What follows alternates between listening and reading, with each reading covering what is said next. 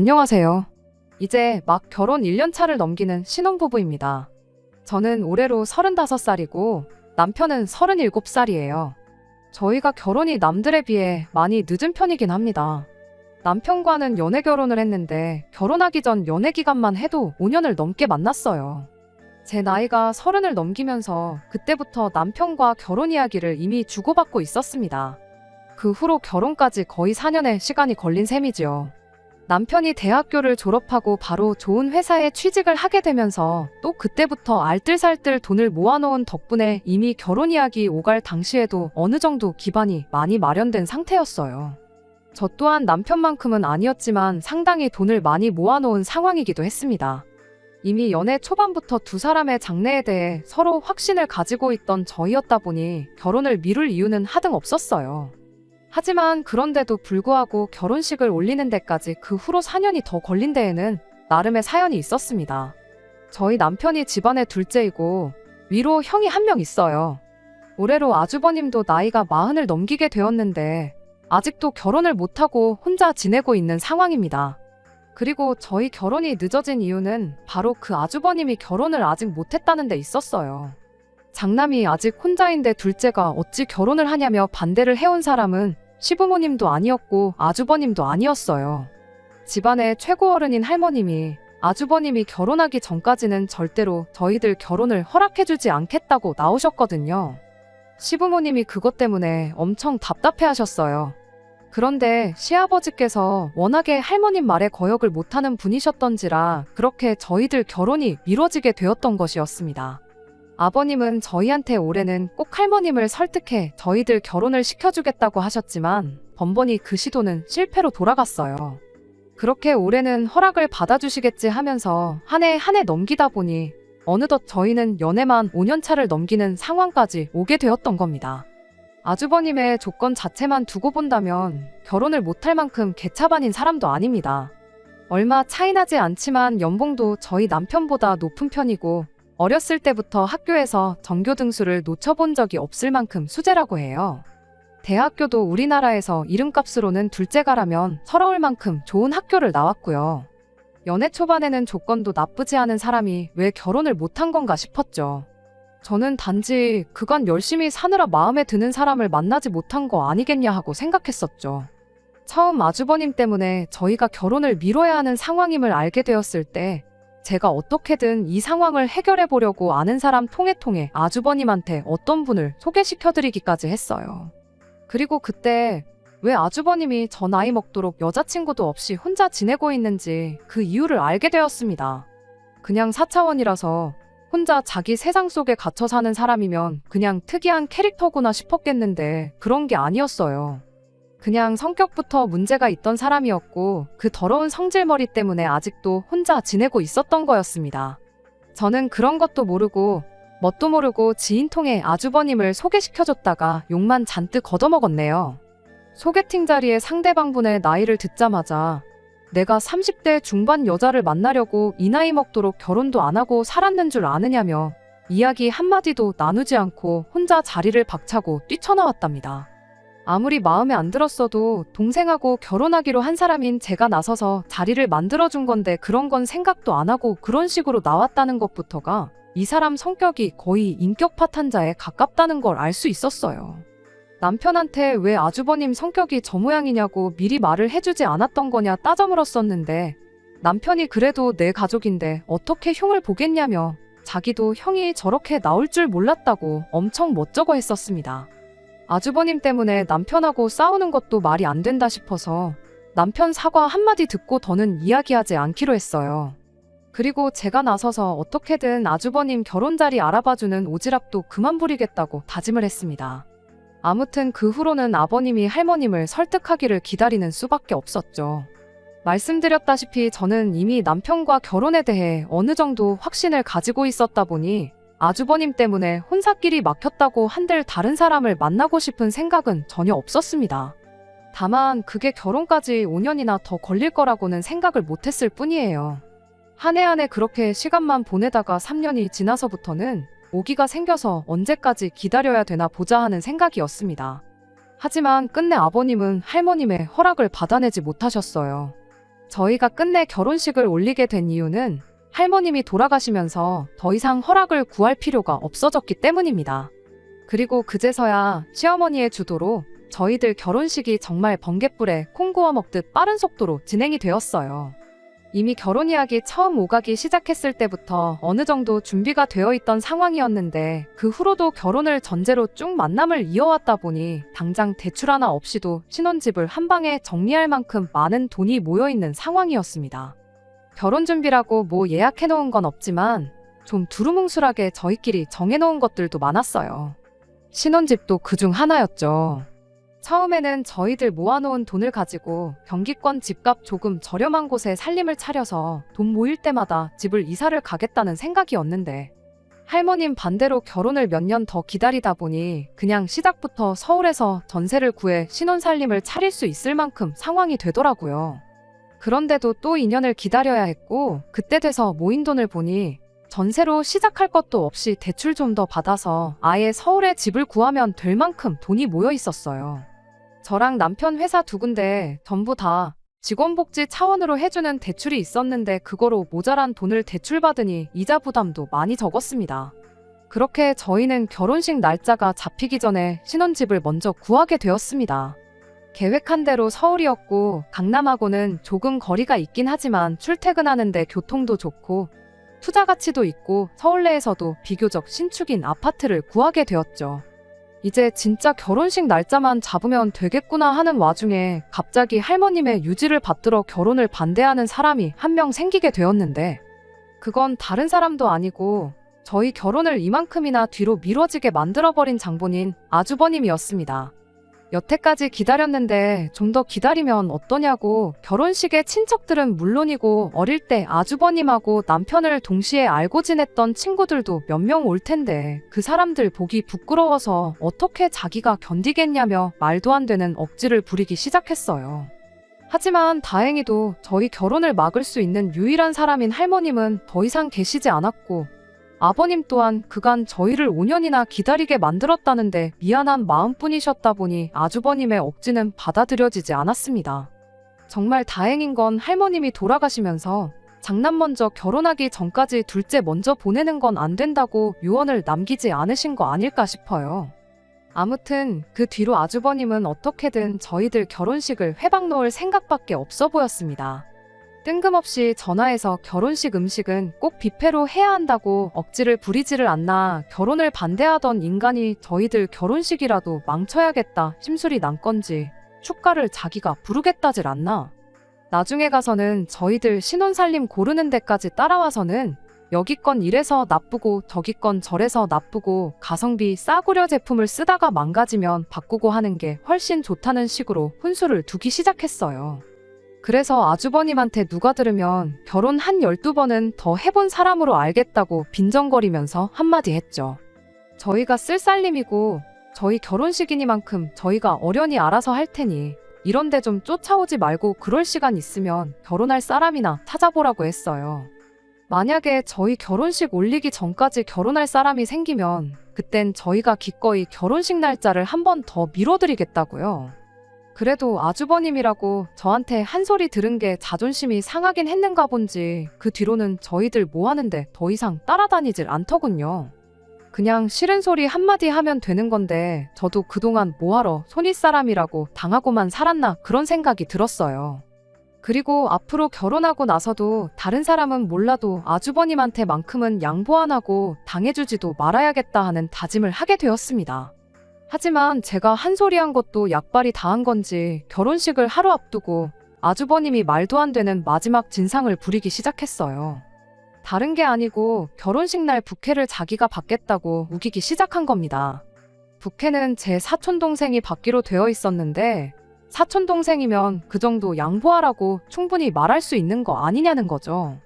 아니 무슨 부케를 남자가 그것도 아주버님이 받겠다는 거냐고 말도 안 되는 소리 좀 하지 말라고 했더니 한다는 소리가 자기가 거기서 그렇게 부케를 받으면 사람들 눈에 띄지 않겠냐고 결혼식이니만큼 재수씨 친구들도 많이 올 텐데 혹시 그런 자기 자신의 유쾌한 모습을 보고 호감을 가질 사람도 있지 않겠냐는 말도 안 되는 소리를 하는 거예요.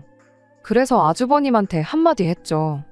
애초에 아주버님 때문에 내 결혼식이 늦을 만큼 늦어져서 내 친구들 중에 시집 안 간 친구가 한 명도 없다고요.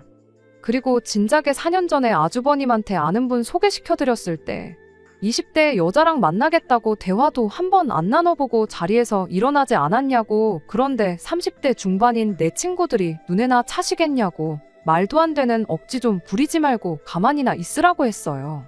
가만히 있으면 중간은 간다는 말도 못 들어봤냐 한마디 해주고 말이죠.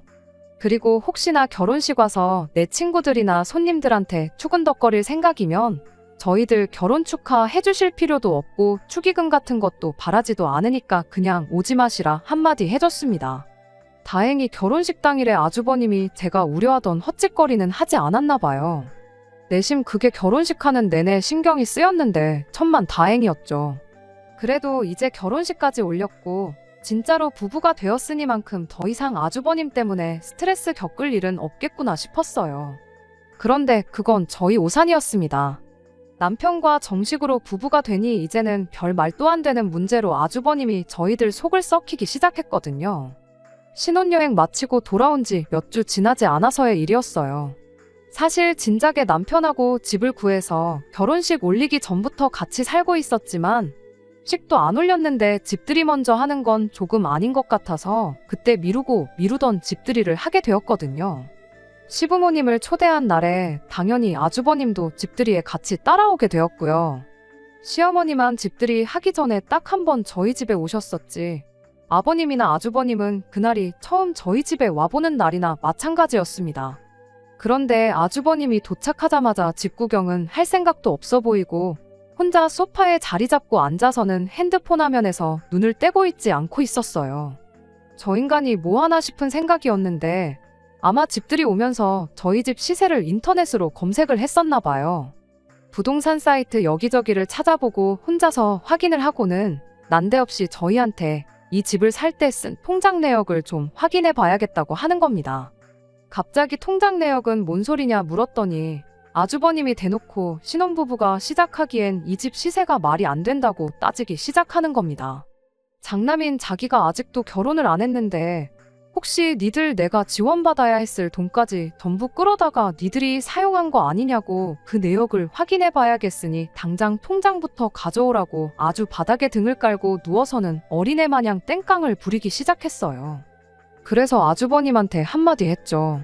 누구 때문에 결혼식도 못 올리고 연애만 5년을 더 하다 보니까 돈이 안 모일래야 안 모일 수가 없었다고요. 저랑 남편 연봉 생각해보면 진작에 모아놓은 돈도 있고 5년이면 못 모을 돈도 아닌데 그건 계산 안 해보셨냐고. 이 집에 아주버님이 지원받을 돈은커녕 양가 부모님한테 땡전 한 푼 받은 거 없으니 걱정하지 말라고 한마디 했습니다. 하지만 아주버님은 저희 말을 믿을 생각이 없어 보였어요. 애초에 통장을 보여줬어도 말도 안 되는 억지를 부리면서 또 꼬투리를 잡을 게 뻔했는데 굳이 통장 내역까지 보여줘가며 증명을 해야 할 이유도 없겠다 싶었습니다. 그랬더니 아주버님이 이젠 난데없이 잘난 척을 하기 시작했어요. 그럼 내 덕에 니들이 시작부터 이런 좋은 집에 신혼살림 차린 거나 마찬가지 아니겠냐고. 이렇게 니들이 행복해진 데에는 내 공이 큰데 니들만 좋은 집 살면 되겠냐며 자기한테 뭐 하나 안 해줄 거냐더군요. 그러더니 자기가 앞으로 여자도 만나고 그러려면 멋들어진 외제차 한 대 정도는 있어야 하지 않겠냐며 난데없이 차를 한 대 뽑아달라는 소리를 하는 겁니다. 자기가 직장도 안정돼 있고 모아놓은 돈도 좀 있고 니들이 마침 결혼할 때 부모님 돈 한 푼도 안 가져갔으니 있는 돈 전부 투자해서 좋은 집 한 채 구해야겠다는 겁니다. 니들이 차 한 대 뽑아주면 그 돈만큼 집에 돈을 더 쓸 수 있으니 이제 결혼할 사람만 구하면 되는 거 아니겠냐며 저희가 좋은 집 살게 된 게 다 자기 덕이라는 듯이 이야기하는데 시부모님 보는 앞에서 이 인간을 한 대 쥐어박을 수도 없고 정말 미치고 팔짝 뛸 노릇이었어요. 시부모님은 그 와중에 아주버님 눈치를 보면서 면허도 없는 게 자동차가 웬 말이냐며 일단 면허부터 따고 이야기하자고 상황을 대충 무마해 주셨습니다. 결국 저희 신혼집 집들이 날 아주버님 어깃장 부리는 꼴이나 실컷 구경하고 말았지 딱히 아무 일도 없긴 했지만 그때부터 뭔가 서운하고 억울한 마음이 들기 시작했어요. 그간 아주버님이 온갖 가지 어깃장을 부리면서 진상짓을 하는 데 있어서 뭐라고 말 한마디 하는 사람 아무도 없고 오직 저 혼자만이 아주버님을 상대하고 있었다는 게 그렇게 서운할 수가 없었습니다. 어머님이며 아버님이며 그저 아주버님 눈치 보기 바빴지. 거기에 남편 또한 아주버님이 저럴 때마다 아주버님한테는 아무 말도 안 하고 그저 그러려니 하자고 저를 설득하기 바빴거든요. 할머님만 아니었으면 당장에라도 결혼을 시켰을 거라는 말보다 5년이란 세월을 기다린 저한테 미안하다느니 고맙다느니 말 한마디 없었던 것도 여지까지 괜찮았는데 그때부터 괜히 더 서운해지기 시작했어요. 그 후에도 아주버님이 나를 두고 니들이 감히 먼저 결혼할 생각 말라며 저희 결혼 준비하는 데까지 쫓아나와 회방을 놓는데 그걸 못하게 막기는커녕 따라다니게 내버려 뒀었던 것도 생각나고 그냥 모든 상황이 다 서운하고 마음에 들지 않을 뿐이었습니다. 아주버님 때문에 나이 35 먹고 결혼한 것도 억울해 죽겠는데 여태껏 기다렸으니 그냥 저놈이 저러는 거 참고 살라는 걸로밖에 받아들여지지 않았거든요. 끝내 결혼을 하기는 했지만 그게 어떻게 온 가족이 나서서 도와준 게 아니라 결혼식 못하게 막았던 할머님이 돌아가신 덕분에 올린 거지. 만약에 할머님이 아직도 살아계셨다면 아직도 남편하고 연애만 하고 있었어야 했던 상황이잖아요. 그나마 아주버님이 억지 부릴 때 편을 안 들어줘서 다행이지. 아주버님 억지까지 받아줬으면 아마 35 먹고 결혼도 포기하고 다른 사람 찾아봤어야 할 저였습니다.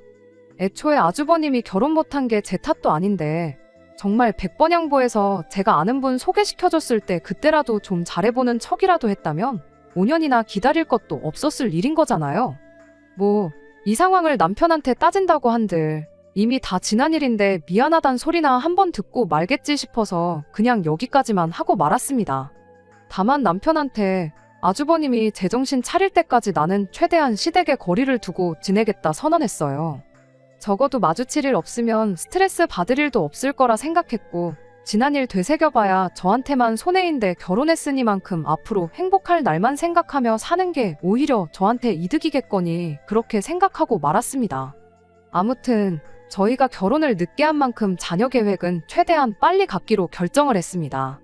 이미 결혼을 늦게 한 덕분에 모든 게 준비된 상황이었으니만큼 저희한테는 거리낄 게 없었거든요. 그리고 지지난달에 자연임신에 성공을 했어요. 그간 아주버님 꼴 보기 싫어서 시댁과는 왕래 없이 지내긴 했지만 아이가 생겼다는 소식까지 숨길 이유는 없다 싶어서 그렇게 다시 시댁에 전화 한 통 드렸습니다.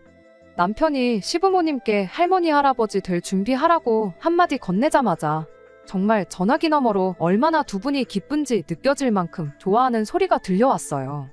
그때 가선 저도 살짝 그간 연락 안 하고 지냈던데 죄송한 마음도 들더라고요. 사실 아주버님 때문에 서운하게 만들었어서 그렇지 시부모님이 두 분 다 저한테 못되게 굴거나 하셨던 적은 단 한순간도 없었거든요. 연락 없이 지내는 동안 어느 정도 마음 정리도 됐고 아주버님이 원래 저런 인간이라는 거 누구보다 잘 알고 있으니 그냥 영 끊고 지내듯 무시하면 그만이겠구나 생각하고 시부모님께 좀 더 자주 연락드리겠다 말하고 두 분과도 잘 풀었습니다. 그렇게 기쁜 소식을 전해드린 날 저녁의 일이었어요. 아직 먹덧할 때는 아니었는데 그날따라 왠지 떡볶이가 먹고 싶더라고요. 그래서 남편한테 매콤한 게 땡긴다고 했더니 남편이 그 말 듣자마자 잠옷바람에 외투만 대충 걸치고 차키랑 지갑만 들고는 떡볶이 금방 사오겠다고 집 밖을 뛰쳐나갔죠. 한 15분이 지났나 남편이 집에 올 생각을 안 하더라고요. 왜 이렇게 늦냐고 전화를 했는데 전화기가 집에서 울리더라고요. 급하게 나간다고 전화기를 두고 갔던 거죠.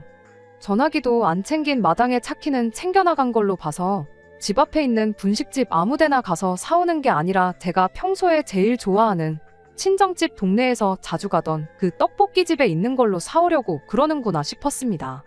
이럴 줄 알았으면 그냥 아무 데서나 사오라고 미리 말을 해줄 걸 그랬나 싶었어요. 그렇게 혼자서 남편 오기를 기다리던 와중에 남편 전화기가 울려대기 시작했습니다. 슬쩍 전화기를 보니 아주버님이더라고요.